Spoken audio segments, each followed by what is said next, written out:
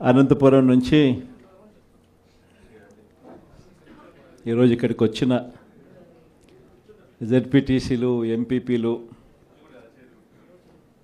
Municipal చైర్మన్లు, ఇంకా పార్టీకి సంబంధించిన ఇంపార్టెంట్ నాయకులు, మిమ్మల్ని అందరినీ కూడా ఈరోజు ఇక్కడికి మీ అందరినీ ఆహ్వానించడం కారణం ఏమిటి అన్నది బహుశా మీ అందరికీ కూడా కొద్దో గొప్ప అవగాహన ఉంటుందని నేను అనుకుంటా ఉన్నా.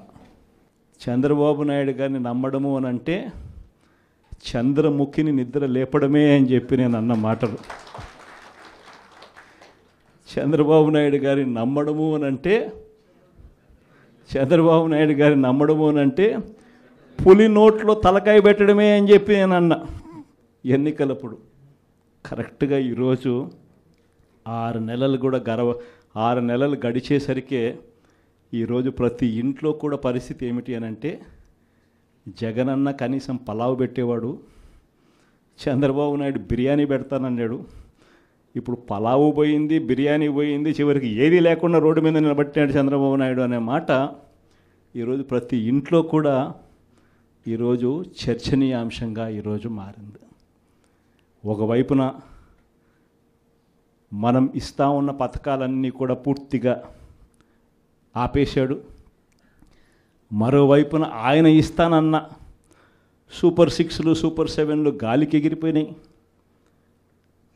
మరోవైపున ఇవన్నీ ఒకవైపున ఉంటే, మరోవైపున 6 నెలలు కూడా తిరక్క మునిపే బాధుడు. కరెంటు బిల్లులు ముట్టుకుంటే చాలు షాక్ కొట్టే పరిస్థితులకి ఈరోజు తయారైనాయి. 15,000 కోట్ల రూపాయలు 6 నెలలు తిరక్కే 15,000 కోట్ల రూపాయలు ప్రజల నెత్తిన కరెంటు బిల్లులు షాకుల రూపంలో వేయగలిగిన పాలకుడు ఎవడైనా ఉన్నాడు అని అంటే అది నిజంగా ఒక చంద్రబాబు నాయుడు మాత్రమే ఇలాంటి దుర్మార్గాలు చేయగలుగుతాడు. మూడో వ్యక్తి ఎవడు చేయలేని పరిస్థితి. ఆ లెవెల్లో బాధుడు. మరోవైపున చూస్తే ఈ బాధుడుకు తోడు సూపర్ 6లు, సూపర్ 7లు అమలు చేయకపోవడానికి తోడు మనం ఇస్తా ఉన్న పథకాలన్నీ కూడా ఇవ్వకుండా వదిలేసినకు దానికి తోడు, వీటి అన్నిటికీ తోడు ఇంకా ఏం జరుగుతూ ఉంది? చంద్రబాబు నాయుడిని ఎవరైనా ప్రశ్నిస్తే చాలు ఆ ప్రశ్నించే స్వరాన్ని అనగదొక్కుతూ రెడ్ బుక్ రాజ్యాంగం ఈరోజు ఎక్కడ పడితే అక్కడ గ్రామ స్థాయి నుంచి కనిపిస్తూ ఉంది. ఇన్ని విపరీతమైన పరిస్థితుల మధ్య స్కాముల మీద స్కాములు జరుగుతూ ఉన్నాయి. లిక్కర్ మాఫియా, శాండ్ మాఫియా, ప్రతి కాన్స్టిట్యున్సీలోనూ ప్రతి నియోజకవర్గంలోనూ పేకాట క్లబ్బులు, ఇవన్నీ కాక ఏ నియోజకవర్గంలో అయినా కానీ మీకు ఒక ఫ్యాక్టరీ ఉండి ఆ ఫ్యాక్టరీ నడుపుకోవాలన్నా, లేదా మీ నియోజకవర్గంలో ఏదైనా మీరు మైనింగ్ చేసుకోవాలన్నా, ఏది జరగాలన్నా కూడా ఎమ్మెల్యే దగ్గరికి వెళ్ళి ఎమ్మెల్యేకి డబ్బులు ఇస్తే తప్పు నుంచి ఈరోజు జరగని పరిస్థితి. ప్రతి విషయంలో కూడా నాకింత నీకింత అని ఎమ్మెల్యే దగ్గర నుంచి మొదలు పెడితే ముఖ్యమంత్రి దాకా పంచుకొని తీసుకుంటా ఉన్న పరిస్థితులు ఈరోజు కనిపిస్తూ ఉన్నాయి. ఈరోజు ఉద్యమ బాట పట్టడానికి, పోరాట బాట పట్టడానికి ఇక సమయం మనమంతకు మనమే ముందుకు తీసుకొని రావాల్సిన పరిస్థితుల్లోకి ఈరోజు మనం అడుగులు వేస్తూ ఉన్నాం. మళ్ళీ ఈ నెల 27వ తారీఖున ఇంకొక కార్యక్రమానికి పిలుపునిస్తా ఉన్నాం. ఈ కార్యక్రమం కరెంటు బిల్లుల మీద షాక్ కొట్టే విధంగా ఏకంగా 15,000 కోట్ల రూపాయలు బాధుడు అనే కార్యక్రమానికి చంద్రబాబు నాయుడు గారు శ్రీకారం చుట్టారు. కేవలం 6 నెలలు గడవకు మునిపే ఈరోజు ప్రజల చేతుల్లో ఉన్న బిల్లులు మీరు చూస్తే, నేరుడు నెలకు వచ్చిన బిల్లు ఎంత, డిసెంబర్లో వచ్చిన బిల్లు ఎంత అని చెప్పి తేడా చూస్తే ఆ తేడా ఇట్టే కనిపిస్తూ ఉంది. కనీసం ప్రతి బిల్లులోనూ కూడా విపరీతంగా నంబర్ కనిపిస్తూ, ఇది కూడా ఇంకా 15,000 పూర్తి బాధుడు కాదు, 6,000 కోట్ల బాధుడికే ఈ నెంబర్. ఇంకొక 9,000 కోట్ల రూపాయల బాధుడు ఈ నెల వేస్తూ ఉన్నాడు. అంటే రేపు నెల బిల్లులో ఇంకా 9,000 రూపాయల బాధుడు కూడా కనిపిస్తుంది. మరి ఇలాంటి పరిస్థితిలో బిల్లులు చూపించి మహిళలందరూ కూడా బిల్లులు చూపించి బిల్లులు కాలుస్తూ ఉన్న పరిస్థితి కనిపిస్తూ ఉంది నిరసన తెలుపుతూ. ఇలాంటి వారికి తోడుగా ఈసారి ఈ ప్రోగ్రాం నియోజకవర్గ స్థాయిలోకి వెళ్ళిపోతున్నాం. మొన్న రైతులకు సంబంధించి జిల్లా స్థాయిలో చేసినాం. ఈసారి కరెంటు బిల్లులకు సంబంధించిన ప్రొటెస్ట్ కార్యక్రమం నియోజకవర్గ స్థాయిలోనే చేసే కార్యక్రమానికి ఈరోజు శ్రీకారం చుడతా ఉన్నాం. ఈ కార్యక్రమం 27వ తారీఖున పార్టీ కరెంటు బిల్లుల బాధుడుకు నిరసనగా ప్రజలకు తోడుగా ఉండే కార్యక్రమం చేయబోతా ఉంది 27వ తారీఖున. మళ్ళీ 3వ తారీఖున జనవరి 3వ తారీఖున చదువుకుంటున్న పిల్లల కోసం విద్యా దీవెన అందక, వసతి దీవెన రాక పిల్లలు చదువులు మానేస్తూ ఉన్న పరిస్థితి మొట్టమొదటిసారిగా కనిపిస్తూ ఉంది. మన హయాంలో, మన వైఎస్ఆర్సీపీ హయాంలో ప్రతి 3 నెలలకు ఒకసారి, 3 నెలలు అయిపోయిన వెంటనే, ఆ త్రైమాసికం అయిపోయిన వెంటనే, జనవరి, ఫిబ్రవరి, మార్చ్ త్రైమాసికం అనుకుంటే ఏప్రిల్లో వెరిఫికేషన్ చేసేవాళ్ళం, మేలో తల్లుల ఖాతాల్లోకి ఆ డబ్బులు పంపించేవాళ్ళం. ఆ తల్లులు వెళ్ళి ఆ పిల్లలకు ఫీజులు కట్టేవాళ్ళు.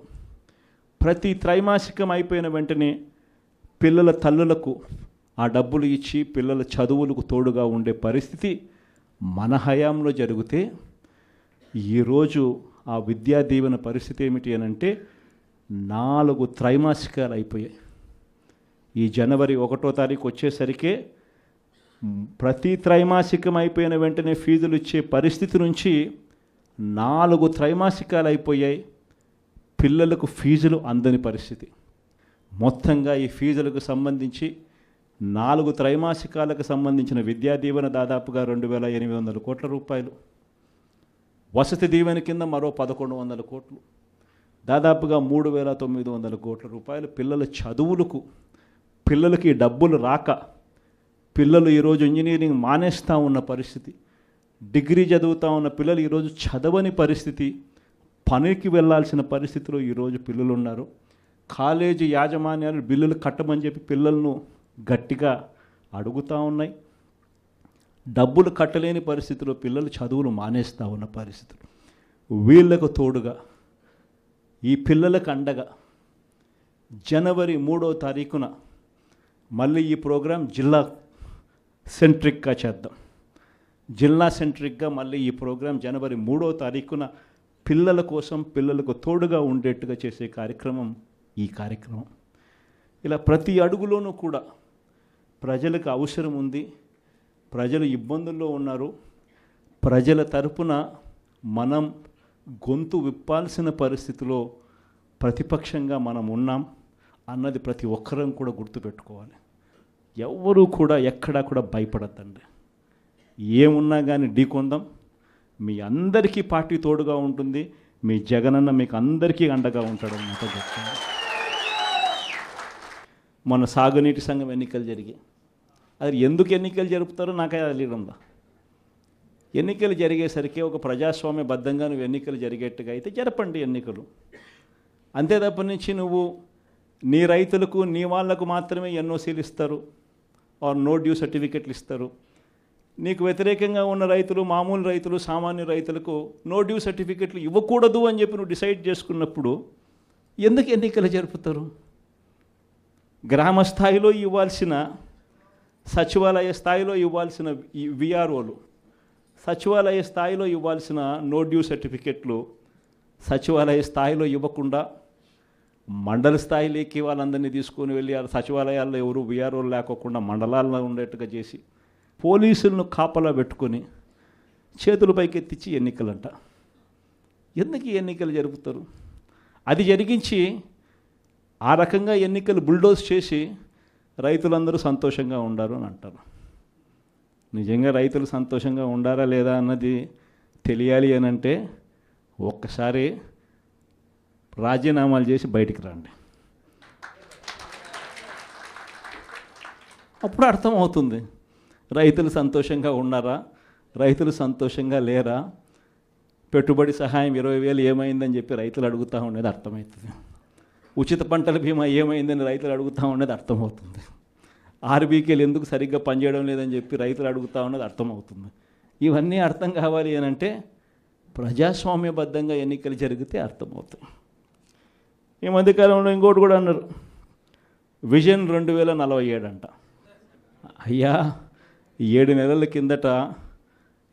నెలల కిందట ఊదరగొట్టి నువ్వు నీ ఎల్లో మీడియా, మీ ఈనాడు, మీ ఆంధ్రజ్యోతి, మీ TV5 మీరంతా ఊదరగొట్టి మేనిఫెస్టో ఇచ్చినారు. ఆ మేనిఫెస్టోలో ఏం చెప్పినారు? 15,000 నుంచి మొదలు పెడితే 48,000 దాకా చెప్పుకుంటూ పోయినారు. వాటికి దిక్కు లేదు. 7 నెలల కిందట మేనిఫెస్టో అని చెప్పి చెప్పిన దానికి దిక్కుది లేదు. ఇంకా 2047 అంట.